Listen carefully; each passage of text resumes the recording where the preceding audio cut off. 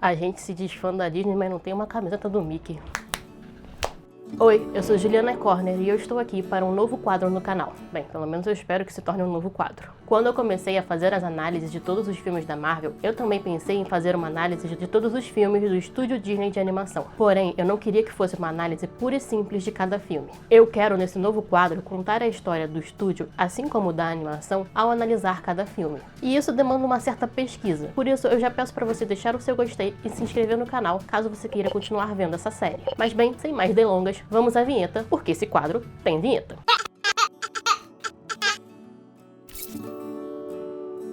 Vocês já devem saber que Branca de Neve e os Sete Anões foi o primeiro longa-metragem animado feito na história. E caso não, tá sabendo agora. Com a sua estreia em 1937, esse foi um filme que veio revolucionar a indústria de desenhos animados. Mas como que era essa indústria da animação antes da Branca de Neve? A animação nos anos 20 e 30 eram exclusivamente curtas animados, na sua maioria em preto e branco, que duravam em média 7 minutos, e eram exibidos nos cinemas antes dos filmes. O formato de curta animado é uma tradição na animação, tanto que o Oscar de melhor curta animado vem de 1932. Hoje até hoje, valoriza-se os curtas de arte, sendo uma categoria bem diferente do monopólio Disney e Pixar dos longas animados criados em 2002 no Oscar. Mas voltando para a década de 20, apesar do Walt Disney já ser um fenômeno por conta da criação do Mickey Mouse e de estar aprimorando as suas técnicas de animação, tendo já feito o primeiro curta animado sonoro e sincronizado em 1928 com Willy do Barco a Vapor e depois em 1932 ter feito o primeiro curta colorido chamado Flores e Árvores, ele queria mais, porque as histórias feitas em animação tinham seu limite de poucos minutos, onde boa parte dessas animações seguiam o padrão da comédia da época. Comédia essa chamada de visual gag, ou só gag, uma comédia baseada em movimentos impossíveis ou inesperados, como os olhos que saltam para fora da cabeça da personagem, um estilo de fazer animação ainda relembrado nos dias atuais, o qual esse pequeno tempo era muito limitante para se contar uma história e de se criar empatia com os personagens, que também não conseguiam se desenvolver, onde o Walt Disney se via em uma indústria que não inovava, mas deixavam as coisas mais bonitas, deixando colorido ou sonoro. Desde 1930, o Walt Disney já vinha pensando em fazer um longa-metragem animado. Porém, não havia muito encorajamento financeiro, porque, primeiro, os curtas animados já eram muito lucrativos, e segundo, que os investidores não acreditavam que o público iria se manter 1 hora e pouca dentro do cinema para assistir essas comédias gag. Assim também como eles achavam que o público não ia suportar o clarão que era das animações, visto que boa parte das animações ainda eram em preto e branco, onde, obviamente, a luz branca vai afetar muito mais o olhar do espectador. Mas isso não parou o Disney. Em 1934, ele já tinha dado início à pré-produção da Branca de Neve. Em 1935, ele foi a Paris receber um prêmio pela criação do Mickey Mouse, onde nesse evento ele exibiu 6 dos seus curtas animados de uma vez, onde o público ficou o tempo todo interessado. E bem, levando em consideração que os curtas tinham mais ou menos, em média, 7 minutos cada, foram 42 minutos que a plateia ficou bem entretida ao assistir os curtas do Disney. Foi aí então que o Walt pensou que as pessoas poderiam sim assistir 1 hora e pouca de uma animação. O Walt Disney não só queria suprir as suas necessidades de utilizar um formato mais longo e de contar histórias mais complexas. Ele também sabia que esse seria o futuro da animação e que, acima de tudo, esse seria o futuro financeiro do seu estúdio. E não é que ele estava certo? Decidido a fazer o filme de longa-metragem, a história que o Walt Disney decidiu adaptar é um filme que ele assistiu quando criança, um filme mudo de 1916, também chamado de Branca de Neve, onde, segundo as palavras dele, era uma história perfeita. Tinha o drama, tinha a princesa, tinha os anões carismáticos, tinha um príncipe e tinha um romance. A pré-produção começou em agosto de 1934, com pilhas de ideias da equipe para a história. No entanto, Walt Disney primeiro pensou em fazer uma história focada nos anões, visto que eles seriam as fontes de gag e de comédia para entreter o público, onde o nome desses anões tão marcantes foi meio que escolhido na sorte. De um balde cheio de nomes, eles tiraram 15, e desses 15, eles escolheram 7. Ou seja, poderiam ser nomes bem diferentes. Mas a mudança do foco dos anões para o relacionamento da Branca de Neve com a Rainha Má não foi a única coisa alterada nesse filme. A história da Branca de Neve era para ser bem diferente. Em vez da maçã, a Rainha Má teria colocado um pente venenoso na Branca de Neve. O príncipe era para ter sido sequestrado pela vilã, além de outros fatores, como o design de alguns personagens. E se você quiser saber como esse filme poderia ter sido, comenta aqui embaixo que quem sabe eu faço um vídeo, onde essas alterações foram feitas até após a animação estar pronta, perdendo-se muitas cenas animadas e, por consequência, dinheiro. Mais um ponto positivo... eu esqueci de mudar isso aqui. Mas um lado positivo desse trabalho extra é que o Walt Disney queria que o filme fosse perfeito que nem as ilustrações que ele via da Europa, onde o design da Branca de Neve foi inspirado nas pinturas europeias. Inspiração essa para que o público pudesse simpatizar mais facilmente com o filme, visto que esse era um estilo já bem conhecido, o qual o Walt Disney, para ajudar os seus animadores, trouxe da Europa 350 livros como referência, criando assim uma biblioteca dentro do estúdio bem invejado. E eu me pergunto se essa biblioteca ainda existe, e se ela existe, como é que faz para visitar. Onde, para aperfeiçoar o seu trabalho, os animadores começaram a se reunir para trocar ideias e estudar, o qual o Walt Disney, ao descobrir isso, traz esse estudo dentro para o estúdio, algo muito importante para o aperfeiçoamento das técnicas e das artes do estúdio Walt Disney, onde foi contratado atores para que os animadores pudessem ver em detalhes os seus movimentos, usando em alguns a rotoscopia, chegando-se a criar até um equipamento novo como a câmera multiplano que criava profundidade nas animações, onde o conceito da câmera multiplano é utilizado ainda hoje, só que digitalmente. Porque esse foi um filme essencialmente experimental. Todas as áreas tiveram muita liberdade para testar e descobrir a melhor forma de se fazer a animação, dando um resultado muito impressionante, principalmente para a época.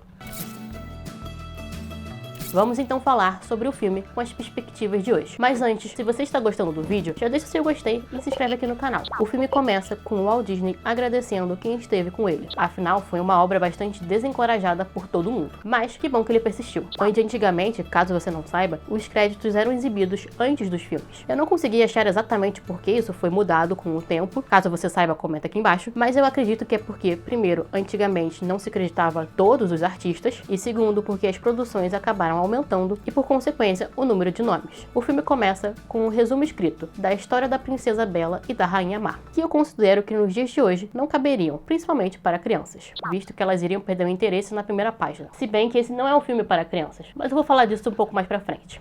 As princesas da Era de Ouro e de Prata são as princesas mais clássicas e tradicionais, e por isso são as princesas mais problemáticas também, onde o filme já começa glorificando a beleza, a qual a única característica importante falada é a aparência da Branca de Neve, além de incentivar a rivalidade feminina, mostrando essa obsessão da rainha em ser a mais bela, a qual a nossa sociedade está tão imersa nesse padrão que mesmo a rainha sendo a vilã, quando a gente se olha no espelho, a primeira coisa que a gente diz é: fala, mágico espelho meu. Quem é mais bela do que eu? Apesar de quem estar preocupada com essa competição doentia ser a Rainha Má, não se fala que o problema é a competitividade, mas o problema é a maldade inerente da rainha, onde a Branca de Neve, a mais bonita, é quem no final, entre aspas, vence, ficando uma mensagem indireta que coisas boas estão ligadas à beleza, principalmente porque a Rainha Má fica justamente, entre aspas, feia na hora de preparar e dar a maçã para a Branca de Neve, onde a beleza é relativa, porque, por exemplo, eu acho a Rainha Má muito mais bonita que a Branca de Neve, onde uma das coisas que os filmes da Disney fez foi construir um imaginário popular. Você pode até não lembrar da história da Branca de Neve, mas você sabe quem é a Branca de Neve e quem é a Rainha Má. No caso, você pode até não ter visto o filme, né? Como eu não vi até o momento desse vídeo, eu acho. A primeira música com a Branca de Neve já traz o estereótipo das canções das princesas. Obviamente, a música fala sobre amor, dando espaço para o príncipe dela chegar, onde aparentemente eles se apaixonam por motivo nenhum. A Branca de Neve está cantando. Aí o príncipe chega, a Branca de Neve foge, o príncipe começa a cantar e bum, paixão. Eles nem sequer falaram um com o outro, o que faz o final do filme e o beijo sem significado. Depois da Branca de Neve se perder na floresta, uma cena que para a época deveria ser assustadora, mas que hoje eu só consigo achar engraçada, agora ela encontra os melhores amigos das princesas, que são os animaizinhos da floresta que a guiam para a casa dos anões. Onde eu quero ressaltar que, obviamente, um filme dessa data vai ter uma mensagem de um tempo muito diferente do nosso, mas eu acho que deveríamos valorizar essa bondade e essa empatia das princesas, porque é bom amar o próximo e se importar com o próximo, o qual essa bondade das princesas deveria parar de ser inferiorizada e tratada como algo frágil e delicado. Mas voltando para a realidade do filme, o que a Branca de Neve faz ao entrar na casa? Limpa e ainda culpa a bagunça na falta da mãe, associando os serviços domésticos ao feminino. Assim, eu vou falar sobre isso quando chegarmos na Cinderela, se chegarmos. Mas serviços domésticos são importantes sim. Arrumar a casa, ou o seu quarto, é saudável. O que não é bom é associar essa tarefa a um gênero específico. Veja bem, o filme não fala que serviços domésticos são um papel feminino, mas indiretamente ele constrói essa imagem. Quando os anões aparecem e interagem entre si, percebemos claramente a comédia gag e o roteiro da época. focando mais na ação e na narrativa visual do que nos diálogos. Na verdade, os anões se apresentam mesmo como as crianças, como a Branca de Neve pensou que eles eram. Acho que até seria mais interessante se eles fossem de fato crianças, porque aí a Branca de Neve se colocaria como cuidadora dessas 7 crianças e não seria tão estranho quanto cuidadoras de 7 anões, onde esse cuidado com esse, entre aspas, pequenos homens, reforça que homens precisam de mulheres para cuidar deles. O que não é verdade. Rapazes, vocês podem cuidar de si mesmos. E sem contar que a Branca de Neve é na verdade uma menina de 14 anos. Assim, pelo menos no filme eles não declaram a idade dela, mas é bizarro pensar que ela foi concebida com tão pouca idade pelos criadores. E é mais bizarro ainda porque na história eles a tratam como mulher. Um ponto levemente positivo é que o machismo explícito do filme ficou a cargo do personagem Zangado, fazendo de certa maneira uma crítica positiva de que os homens que excluem e menosprezam as mulheres são seres zangados e amargurados com a vida, que é verdade.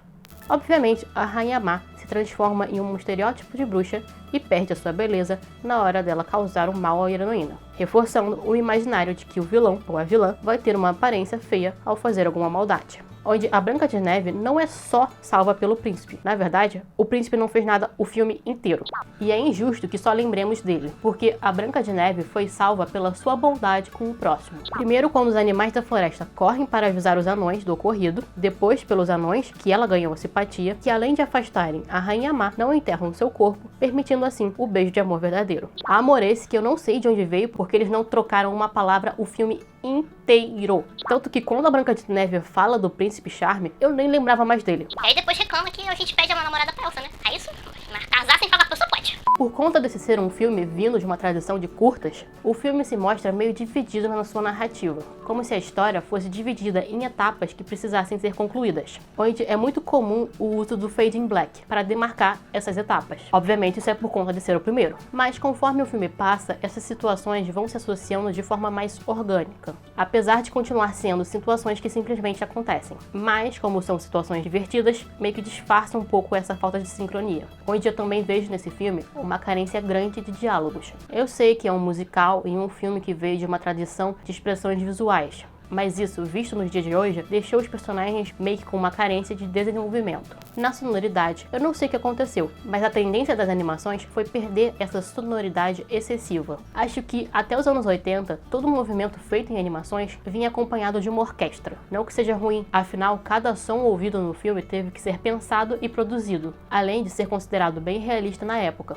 É uma questão realmente de idade. A animação não tem nem o que falar. Apesar de achar o rosto da Branca de Neve meio esquisito, quando eu paro para pensar que foi tudo feito à mão, é surreal, principalmente se compararmos com todas as animações feitas na época. Branca de Neve, em 3 anos, teve um avanço no realismo dos movimentos de décadas. O mais impressionante é como eles fazem as luzes e você percebe se está de dia ou de noite. Onde eu gosto dessa textura tradicional, a Disney bem que poderia voltar a fazer algo nessa estética, o qual eu entendo o pessoal ter ficado maravilhado com esse filme. Branca de Neve deve ter sido o avatar da época, com tanta tecnologia e realismo, porque nada igual havia sido feito antes, onde esse realismo gerou uma emoção no público pelos personagens de desenhos animados que ninguém acreditava que o espectador poderia ter. Branca de Neve tem uma idade bem aparente, tanto como trata as personagens, como na imagem, na comédia, no roteiro e no som, mas esse é claramente o começo dos filmes da Disney, onde eles vão seguir esse padrão de musical até hoje, só que atualizados para os dias atuais.